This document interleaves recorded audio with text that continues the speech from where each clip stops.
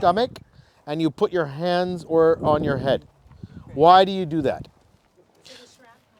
Exactly. The fear is, listen, if a missile falls on you, kind of bad luck. There's nothing that you can do. Like, that's it. You're gone. Like, yeah, I said there's nothing left of you. So let's hope that doesn't happen. But the greatest threat is that it will fall near you, or not even the missile, but the shrapnel is coming down with the missile that was taken out. That can be far from the actual missile. Okay? And that, if you are stomach down and your hands over your head, then even if it comes at you in any direction, you have less of a chance of it hitting something really important. What? Your neck. Yeah, well, again, if you can, get up against the rocks or something that, anything you can do to make it less, hitting this area is good, or this area is good. We're talking about missiles. Bears too, same idea. Okay, where's Saba? Yara. Okay, down there is the monastery. Okay, so if you want to talk about the monastery, you can. You don't have to. You could just talk about. Oh, you don't need this. This you don't get yet. That hopefully soon. Okay, shh, guys. Shh. Now we learn. I did mention that there is an important. You have to turn it on. Oh, you want to give him the microphone? Nah. He'll hear. This one here. It's on. Sure. Okay. Okay. So we this site has importance to the Christian tradition, and we'll hear some of it now. Whatever we need to fill in, I will fill in after. Go ahead. Okay, guys. I hope that you are enjoying your day with a lovely view. I will be talking about the Church of Saint Anne. Okay, so on July the 26th, the Roman Catholic Church commemorates the parents of the Virgin Mary, Joachim and Anne. So Joachim in Arabic is Joachim. In Hebrew is the same, I think. And Anne is Hanne. So the parents' faith brought them through the sorrow of childlessness to the joy of conceiving and raising the Virgin Mary, who would give birth to Jesus Christ. The New Testament contains no specific information about the lives of the parents of the Virgin Mary. However, other documents do provide some details. The Gospel of James. Does anyone know what the Gospel is? Okay. Who said yeah? Yeah, it's written 70 years after the death of Jesus, right? Or is it like Sort of. I meant the word itself. What does it mean? Okay. So the Gospel means the good spell, the good story. So the Gospel of James describes the father of Mary, Joachim, as a wealthy member of one of the 12 tribes of Israel. So Joachim, the Gospel itself describes him as a wealthy member, as I mentioned, and Joachim was deeply grieved and really sad, along with his wife, Anne, by their infertility. So they began to devote themselves to prayer and fasting. So probably God could hear them. Anyway, so this caused them to feel really sad, as I mentioned, and they regarded this as a kind of shame among the tribes of Israel. An angel appeared to Anne, and he prophesied that Mary will be the daughter of them. How this comes? So the Lord has heard the prayer of Anne. He heard her prayer, and he said, "You shall conceive, and your seed shall be spoken of in all the world." A year later, Mary was born, our blessed mother. According to the gospel and tradition, Mary, when she was 3 years old, her parents, Joachim and Anne, took her to the temple of Jerusalem, to consecrate her for special service to the Lord.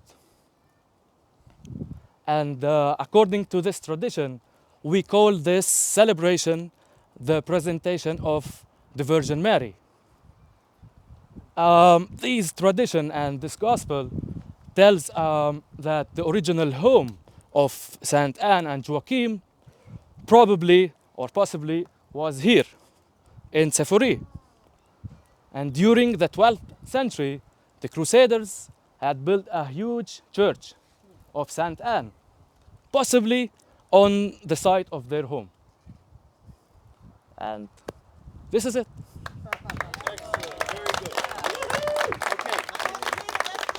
Very good, and we'll have more opportunities to talk about it both in the classroom. So right down below is at a monastery. Thanks. Okay, down below is a monastery that is more or less built upon the ruins of the Crusader church and monastery that preserve these traditions. Okay, and what Saba did very well is he was able to convey that these are stories that are very important to the church, but they come from the non-canonical tradition, not from one of the four main gospels.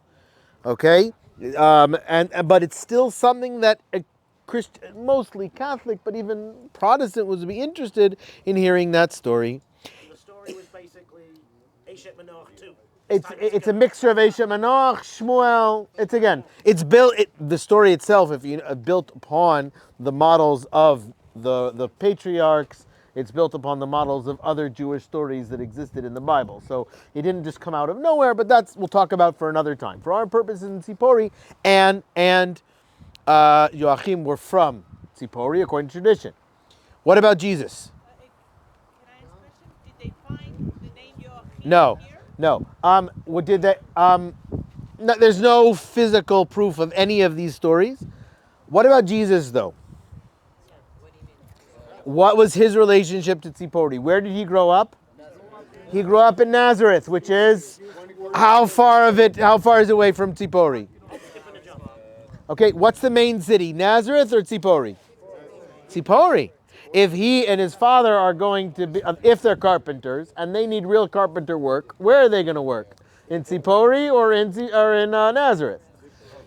In that. So what we can say, and I think it's legitimate to say to any Christian group, is that we have the story of Mary, but that Jesus, as a young child, first of all, he would have had visited his grandparents, I guess, at least on one side. Okay, this is what I get trouble for. What? Yeah, that's okay, We won't make that public. that wasn't a joke. I meant his maternal grandparents. Come on. Anyway, he went to the temple to visit. Okay. Okay, back to our story now. Anyway, that's the buildings down there. There is a way now to go down there. The access, you can visit them. They're not that excited to have visitors. Because it's a monastery. It's not a tourist site. If you have a Catholic group that has some connection to St. Anne, they sometimes like to visit, and they will go down and visit. You make the arrangements. You come there with the bus. There's a way to go there through the road that goes into the Jewish village, at Tzipori. So just to know accessibility, how to get there. But that's just down over here. In the courtyard of the Crusader structure, which is built upon probably a Byzantine structure that I didn't mention, but there's probably a Byzantine structure there. They found a part of a decoration which has a Hebrew inscription, which means there's a piece of a synagogue that was found down there. So again, was it actually there or was it from some other place and it fell into that area? We don't really know, but that's, as I said, there were other synagogues we have evidence of. It's in the courtyard of the monastery. Okay, so that is there, and I'll send you some more information. Let's now focus. Very good job. Also, one of the things, first of all, he did not use, you could have used a book of the Actually, I've tried. Gospel of James. It's hard to get a book by there. It's hard to get it. It's very hard. He scratched it's the U, but he didn't have a piece of paper. The other thing that he did, he didn't start by saying this was the house of there. He brought it in only at the end, which is like, why is he talking about that here? Why is he talking about that here? Ah, now I realize. And that's just a method of, you see, I use this method a lot, is I don't spill it over until the end. We did the same thing with Judah the Prince, and when we were sitting on there. It's just it's a method to keeps people's attention. Okay, it's not for every group. You use it sparingly, because if you do it every time, it gets annoying, but you want to make things interesting. As you're guiding, you want to mix and match the different types of methods that you're using. Right now, let's walk through the old neighborhood of the upper city of Sipori. Let's go. What about this? Is not the